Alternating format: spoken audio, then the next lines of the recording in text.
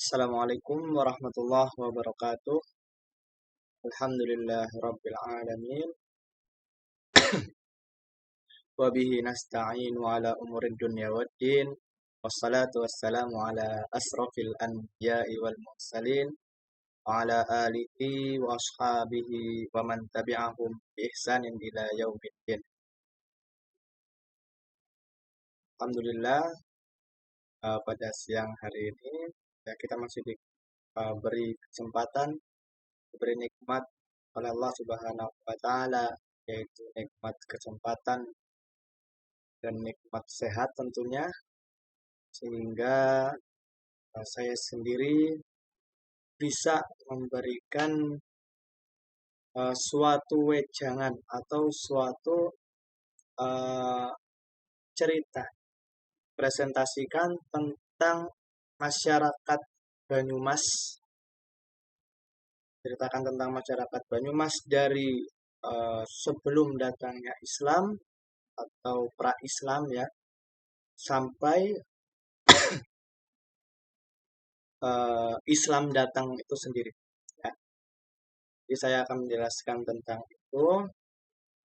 Sebelumnya mari kita langsung saja ke pembahasan yang pertama, yaitu potret masyarakat Jawa Tengah bagian barat selatan atau Banyumas ya, yang kita jadikan judul itu pra-Islam.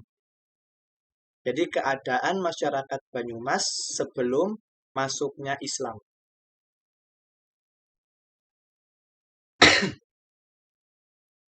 Masuk ke pembahasan yang pertama, yaitu kehidupan sosial politik. Pembahasan mengenai Banyumas sebelum Islam tidak bisa dipisahkan dari sejarah dua kerajaan besar yang menguasai bumi Jawa, yaitu Kerajaan Majapahit yang berdiri di Jawa Timur dan Pajajaran yang berdiri di Jawa Barat.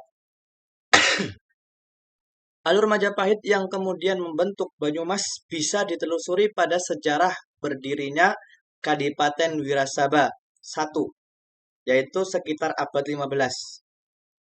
Sementara jalur kerajaan Pajajaran dapat ditemukan pada sejarah berdirinya Kadipaten Pasir Luhur, yaitu sekitar abad 14-15. Setelah dua kerajaan besar tersebut, kerajaan-kerajaan di Jawa Tengah bagian timur, seperti Demak, Pajang, dan Mataram, mengambil alih wilayah Banyumas dengan membangun Kadipaten Wirasaba II dan Kadipaten Banyumas, yaitu sekitar abad 16-19. Dengan demikian, Banyumas sebenarnya hanyalah merupakan kota kabupaten yang merupakan bagian dari baik Kerajaan Majapahit, Pajajaran, maupun kerajaan-kerajaan di Jawa Tengah bagian timur. Dalam abad Wirasaba dalam babat Wirasaba diceritakan mengenai asal-usul Jagakatuhu dan Raden Paguwon Adipati Wirahudaya, yang saat itu menjadi Adipati I di Kadipaten Wirasaba I, ya, yaitu sekitar abad ke-15. Pada saat itu, wilayah Kadipaten Wirasaba I merupakan bagian dari wilayah-wilayah Majapahit II. Tepatnya pada masa pemerintahan Prabu Kertabumi sampai Prabu Brawijaya V, ya, yaitu sekitar tahun 1468 sampai 1478. Kadipaten Wirasaba I di bawah pimpinan Adipati Wirahudaya adalah kadipaten yang tentram dan makmur. Bahkan pada masa kepemimpinan Adipati Anom Wirautama, yaitu Adipati kedua, wilayah Kadipaten Wirasaba I mencapai Gunung Sindoro dan Sumbing. Gunung Sindoro, Sumbing. Jadi jauh sekali, ya, sangat luas. Kepemimpinan Adipati Anom Wirautama pada saat itu. Sementara dalam babat Pasir Luhur, Napaktilas Banyumas, Bida, bisa dilacak pada zaman kerajaan Pakuan Parahyangan atau Pajajaran yang berdiri di Jawa Barat bagian timur. Tepat pada masa kepemimpinan Sri Prabu Langgawesi Dewa Niskala, yaitu pada tahun 1466 sampai 1474, dan putranya Sri Prabu Linggawastu Ratu Purana Jaya Dewata, yaitu pada tahun 1474 sampai 1513, dan Sri Prabu Linggawastu inilah lahir dari Sri Prabu Linggawastu inilah lahir 4 putra yang salah satu dari keempatnya menjadi bagian dari cerita Pasir Luhur. Keempat putra tersebut adalah yang pertama Raden Harya Banyak Catra, yang kedua Raden Harya Banyak Blabur, yang ketiga Raden Harya Banyak Ngampar, yang keempat Dewi Rena Pamekas. Dari keempat putra Sri Prabu Linggawastu ini, sosok Raden Harya Banyak Catra atau sering dipanggil Lutung Kasarung atau Kamdaka menjadi identitas penting sebagai alat penghubung silsilah Kadipaten Pasir Luhur, yaitu wilayah Barat Purwokerto, dengan kerajaan Pajajaran, ya, yaitu pada masa kerajaan Pajajaran.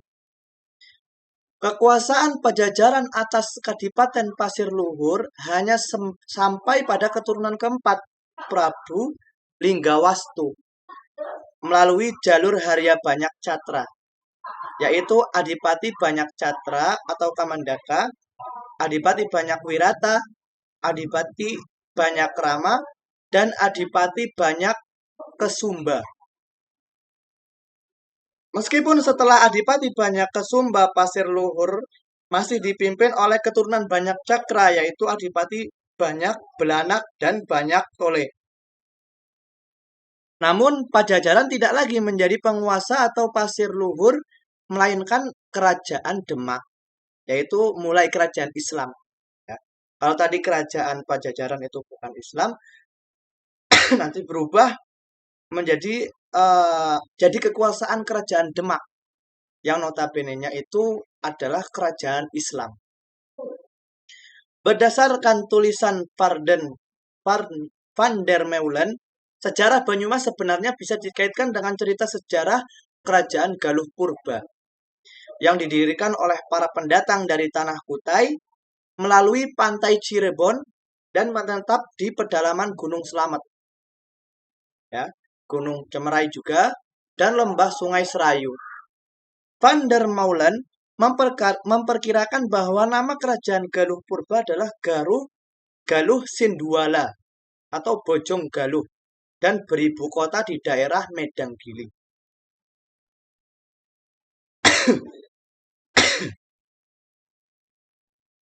Berdasarkan babat Pustaka Raja-Raja I di Nusantara, tulisan Pangeran Wangsakerta dari Cirebon, terdapat 3 wangsa yang berkembang pada abad ke-7 sampai ke-8, yaitu Wangsa Kalingga, Wangsa Sanjaya, dan Wangsa Shailendra.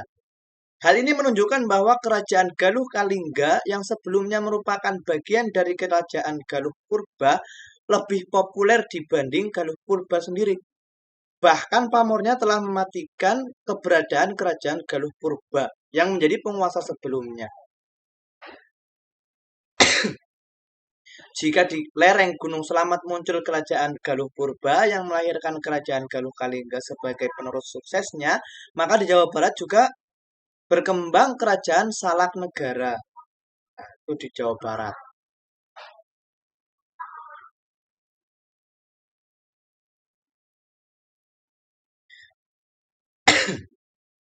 Dan untuk kehidupan ekonomi masyarakatnya justru bagus, karena di Jawa sendiri adalah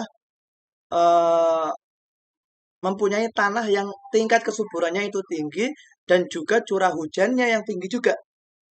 Jadi segala jenis atau banyak jenis tanaman itu bisa tumbuh subur di tanah Jawa tersebut.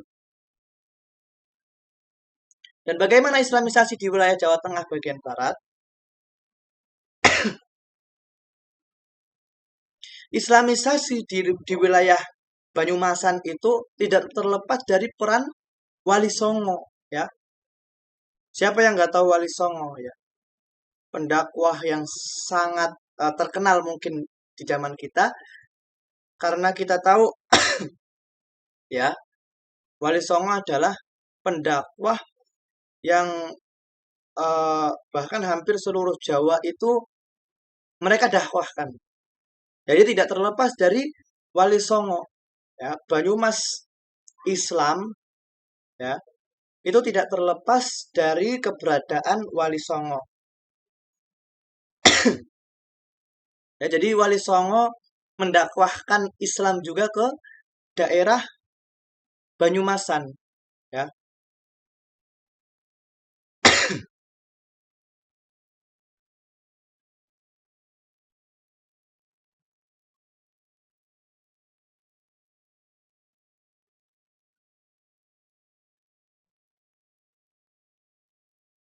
Ya, mungkin hanya itu yang dapat saya sampaikan tentang eh, sejarah, ya, Islam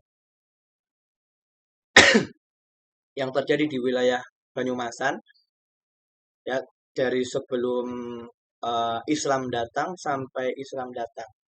Jadi kesimpulannya adalah eh, Islam yang dibawa oleh Wali Songo itu yang bisa masuk ke dalam daerah Banyumasan.